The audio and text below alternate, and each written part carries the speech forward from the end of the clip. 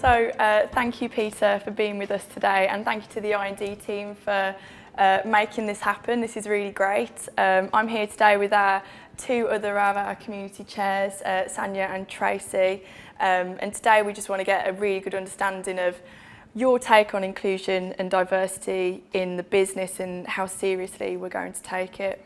Delighted to be with you this morning. Thank you, that's really good to hear. So I'm going to pass on to Sanya. So Sanya is our co-chair for the Reach community. So there you go. Morning, Sanya. Thank you. Hi, Morning. Peter. So the level of diversity within the senior management is considerably low compared to the rest of the business. So how are Tarmac utilising their talent in the business to get an equal senior management team?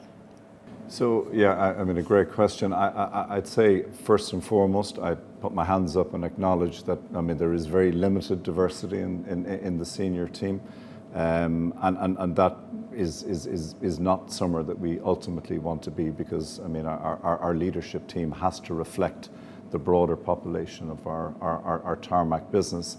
You know, I would say it's not something that we can just flip a switch and change overnight. I think this has to be really built from the ground up, in terms of, you know, creating first and foremost an environment where people do feel that they can aspire to the most senior roles regardless of background. And I honestly, you know, I don't believe that we're at that point yet. I think that's a journey that we have to go through. The other side for me is, how do we ensure that everybody feels that they have equal opportunity at every level in the org. I mean, it's not just about the senior leadership team. And to be honest, I've spent the last couple of weeks meeting with our new regional teams, and the level of diversity there equally is not good, I would say. So to me, this is something that it is going to take time. But I know the rest of my colleagues on the ExCom have an absolute commitment to ensuring that our leadership teams at all levels in the organisation are fully representative of the company that we are and that we want to be in the future. So if we had an ethnicity pay gap report done today, how do you think we would do? Not great, if I'm being honest. You know, again, and obviously, this is an open conversation, so I will be frank and honest. I don't think we would do that well. I know that our I&D team in particular have been looking into this as to kind of try and hopefully get ahead of the curve and start to plan for the future in terms of how we level that out. Again, there isn't a kind of a silver bullet to fix that. I don't think it's a case of kind of flipping a switch, and it's something that we actively have to work on together.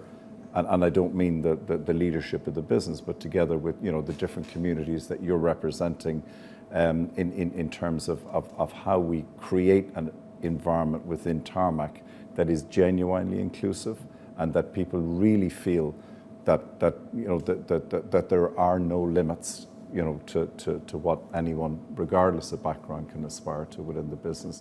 Agile working is where Tarmac's headed at the moment, and I think that that's great for the parents and carers who have got office-based jobs.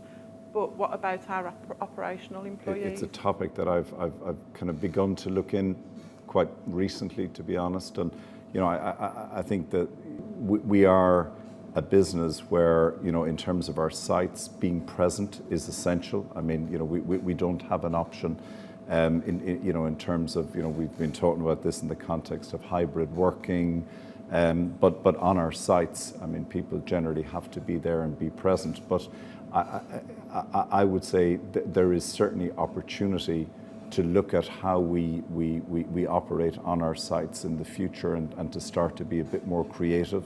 Because, you know, if we continually look at things through the lens of the past, rather than kind of understanding how we can be different in the future, we won't change. It is on the agenda in terms of one of the things that we look at in terms of creating that broader inclusivity across the business. Yeah. How would you think you can empower your managers to perhaps you know, encourage this flexibility within the business? We have to very much understand where we are today. And I honestly believe that the level of understanding we need is not there yet.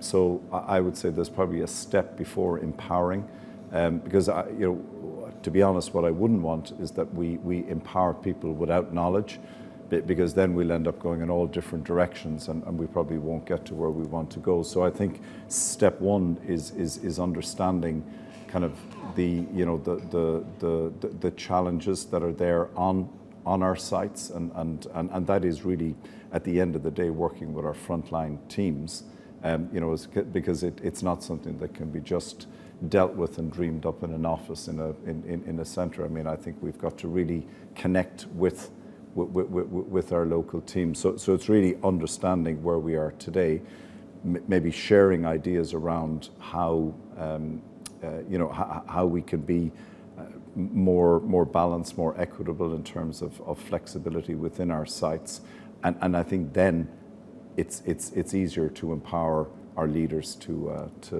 make the changes that I think ultimately we will want to make. Traditionally, people felt that you, depending on where you were in the organisation, you had a right or didn't have a right to express and share your views. We want to create a culture, particularly through the communities that you represent, that we're listening to everybody's voice, regardless of where you sit in the business and regardless of what background you're coming in with, because otherwise, I mean, we're not going to be able to change. That is good to hear, so that's good, thank you. My next question is to do with maternity. We've got a really good, successful change to our maternity policy, particularly with the move up and down system that we've got. And I think that's encouraged women to be more confident when they come back to work after having a baby. I just wondered if we're going to be looking at improving the paternity policy as well. That time when you have a child it's a special time, I think, in every. I've got 4 children, so I can empathise with that. Obviously it's something that should be shared equally between both partners. And I would say, quite honestly, I mean, if I look back, my children are a bit older, but one of the regrets probably I would have is that I didn't spend enough time in those kind of early weeks and months, because, I mean, yes, you were there at the birth, but it was kind of, well, then it's back to work again, or you had to go back to work again. So I certainly, from my own personal experience, I do feel that's something that we do need to look into. So I've got 2 questions from our female voice community. One of the biggest things that we've been talking about recently is women going through challenging times with their bodies, so having things like endometriosis, polycystic ovaries, perimenopause and menopause, and how that is so challenging in the workplace, whether you're in the office or whether you are operational. And our biggest question really is, how are Tarmac changing or progressing to make sure that women are heard, feel safe and are understood about the troubles that they're also going through? It's an excellent question. It's probably one that's a bit close to my heart as well, because I have 4 daughters.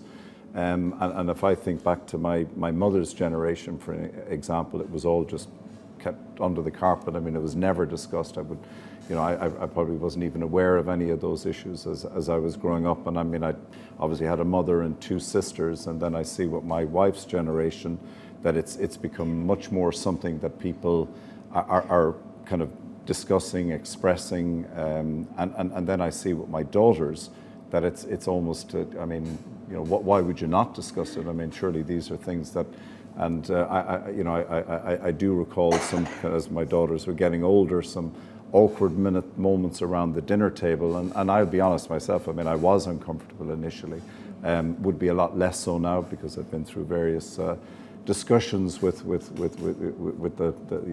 the women in my life, my mother, my wife, my daughters, etc.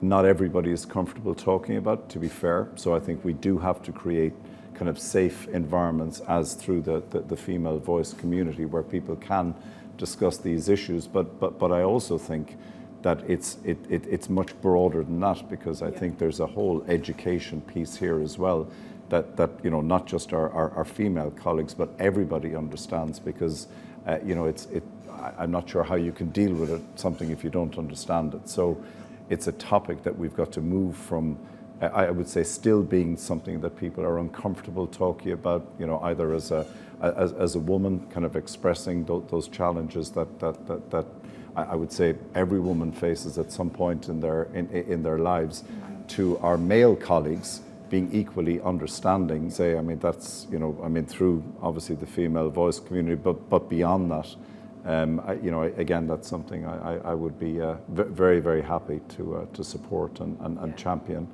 for you as we go forward. Thank you. That's a really great answer. Thank you. So our next question is quite an industry-wide problem.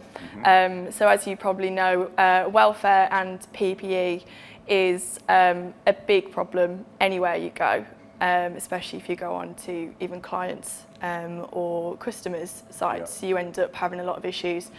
What are Tarmac doing to proactively make this situation better? And it's important to highlight here that it's not just for women, the PPE and welfare issue. It is most certainly for men as well. You know, being on sites where they were not sufficient and just feeling sorry for the people that are having to go through that. And the small minority is women, but it is a huge issue that we find in the industry. So how are Tarmac tackling that? Yeah, well, I can tell you first and foremost that, I mean, this is something that is absolutely close to my heart, and actually we talk a lot about being inclusive, and we talk a lot about, you know, wanting to attract a more diverse workforce, and yet we don't have the basics right.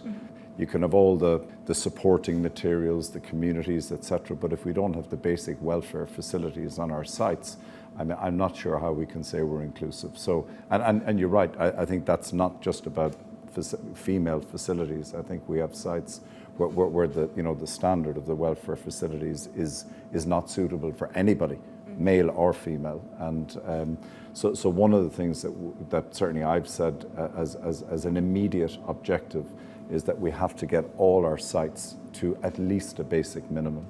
You know, where there are welfare facilities that are suitable and acceptable for male and female, and you know, that is something that I will, with the XCOM, absolutely champion week by week, month by month, and I will not be happy until that all our sites are at an absolute minimum level.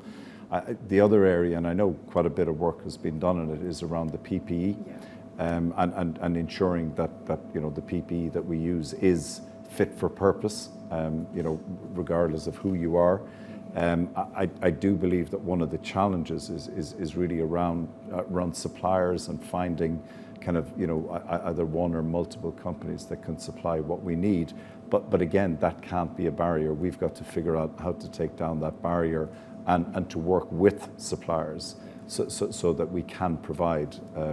Again, you know, it's getting that basic level right, that, you know, the correct level of PPEs. Thank you so much for your time today, Peter. It's been really great, really insightful, and we've all really enjoyed it and really appreciate you taking the time to talk to us. I look forward to a lot more discussions like this in the future. Thank you.